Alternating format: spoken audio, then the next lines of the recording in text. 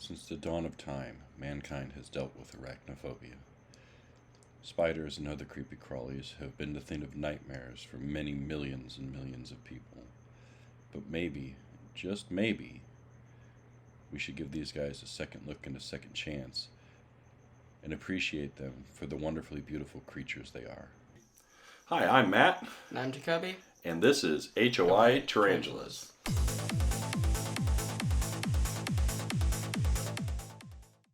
Hi, I'm Matt, and this is my son Jacoby, and we started this channel for the express purpose of being able to talk about the husbandry and care of tarantulas and other inverts. And what you might not know is that we're also recovering from arachnophobia. So as I said, we're both arachnophobes recovering, and we're using exposure therapy to break ourselves of our arachnophobia. Mine started when I was a little bit younger than him, and I got bit by a really large wolf spider that was in my basement. And like most young kids who liked spiders and bugs and everything else, I ran and went to pick it up, and it bit me repeatedly and scared the bejesus out of me. And I've been terrified of them ever since. So a couple years ago, we were talking, and I'd seen plenty of videos about tarantulas and photos and everything else, and they are really quite fascinating animal. I mean, I'm always fascinated by things that I don't understand. We took it upon ourselves after seeing a few little videos scroll up into my YouTube feed, and it was like, people keep these? I'm like, I know people kept like G. roseas and B. humoris, but it was like seeing some of the varieties. I was like, what? This is possible? And so it got me kind of thinking, maybe we could use this to break a fear and have a new hobby that both he and I can do together. So why don't you tell us a little bit about your arachnophobia? So my arachnophobia started when I was about 3, maybe, I don't remember at this point, 3, 4. 3 or 4. 3 or 4. And it started when a certain someone sitting right next to me was playing Doom 3, and, one of the spider jump scared the bejesus out of me, and I wonder who that was. And long story short, there's little spiders with demon baby heads that are inverted, and he woke up from a bad dream to those on the screen. It did not end well. I wonder whose fault is that? You were sleeping. And from then on, I had night terrors constantly about giant spiders, many shapes and sizes, crawling up onto my bed, waking me up in insanely cold sweat, and running around, and screaming and doing a lot of other things that I should not be doing in that time of night.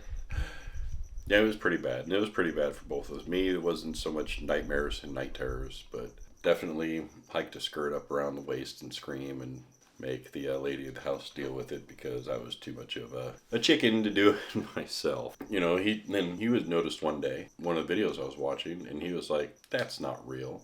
And the video in question was something about, I believe it was Physiothera metallica. And he's like, there's no way that's real. He was like, oh my God, that's so beautiful. And that just kind of solidified that thing in my head that said, hey, you know what, this is a good thing. Maybe this is something that we should attempt to do together. That's what we did. And we talked about it for a good 6-8 months. Did research, Tom's Big Spiders blog, Tarantula Collective, Tarantula Cat, Arachnoboards, pretty much looked at every possible beginner species and everything that we could and what we were most interested in. Obviously, there's a lot of old worlds that we were both interested in, because the old worlds are pretty. We'll get to that later. The old worlds were really pretty, and I'm not saying that new worlds are not, but just a lot of the old worlds we're seeing. It's like, wow, this is beautiful. What's that? Oh, that's an old world. Wow, look at the colors on that. Oh, that's an old world. Oh, cool, this one has a horn? Horns are awesome. Yeah, it's an old world. We found a guy local on Arachnoboards who was getting rid of a big part of his collection, and that is where our first 2 came from. One is sitting behind me on the shelf, quite literally, right here, and the other is over here on the sidewall, and that is Snugs McSnugface III Esquire and Agent Smitty. The second one I picked. The first one was really ridiculous, but it's really grown on me. We just call her Snugs for short. Yes. And we've had them for just about 2 years now.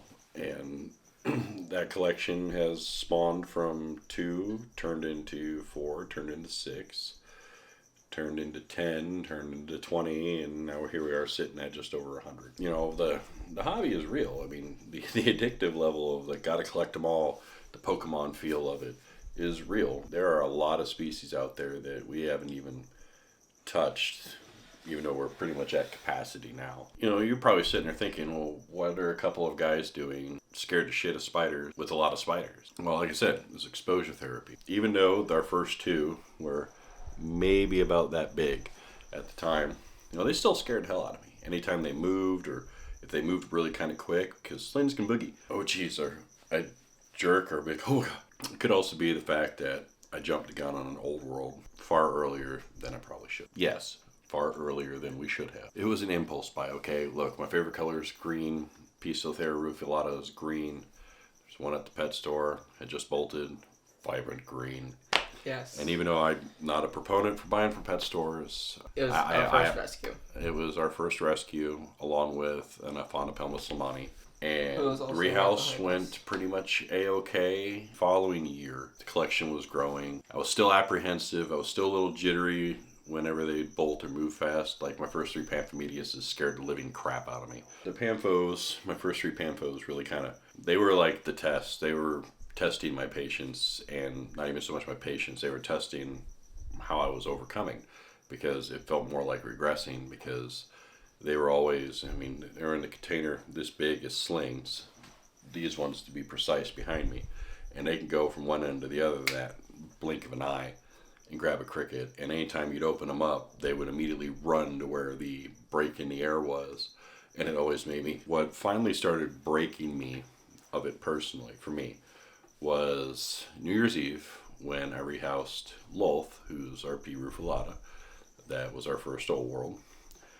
By now she was pushing 6 inches, and moved her from an 8x8x12 into an Exoterra 12x12x18. Perfect as a rehousing as you could possibly want. She went and was able to take everything out of her old enclosure. She flattened out on the ground, put catch cup over her, got her in the catch cup, put the catch cup in the new enclosure, gently poked her out. She walked right out, walked right back into her new plants, and the rest is history. And she's currently not out, which she's rarely ever out. It's one of the things that's enduring about her, is that she's never out until she is, and when she is, my God, she is just absolutely stunning. For Jacoby, though, his break was something different. Why don't you tell him about it? So we were at a expo a while back, a long while back, and I was on the search for my true first, and we found a Arachnophobia calcotus, who's named Rocksteady, and what broke me from my arachnophobia is actually handling her in my hands. And At the expo. at the expo. And thanks again, Murray from Paladin Exotics, for doing that. We'll post the picture up here, and you can see how freaking happy he is. I mean, I haven't seen a smile on that face like that in a long time. I mean, it's just, you could tell at that point he was all in, and it definitely made it quite the father-son bond at that point. I held her as well. I was not nearly as happy about it as he was, because she was a big 4-inch Arachnophobia sitting in my hands, wanting to go where she wanted to go. I was like, if she bites me, this is not going to be good. And that's like the thing with me in handling is, what do they bite me? What do they bite me? So now we're sitting a little over 100, 36 genera, I think, 37 genera, 87 different species. We have Embelphori communal. Other highlights, we have 13 Pamphomedia species. I said we'd be coming back to that. But Matt, you just said that your first 3 drove you nuts. Yes. Until they molted, were rehoused in larger containers, and had a little bit more room due to their larger size and larger containers. Realized that it's a personality quirk of the Pamphomedias. I don't know what it was, but it just kind of fell head over heels. Pamphos, Formix, and Zenesis, Pistothera are my jam. This kid loves his Arachnophobia, his Aphibibis, and he also loves his Psalmopaeus species. So we're really well varied on what we keep here, and what we're going to continue to keep into the future.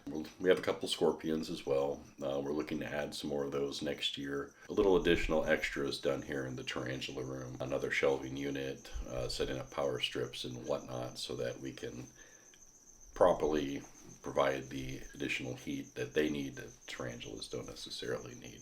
Yeah, so where we're moving forward from a collective standpoint is we're pretty much at a standstill, which is fine. We know what we need capacity wise. We know what room we have in this room. We're pretty much just about right where we're at, sub maybe a free shelf we have for scorpions later.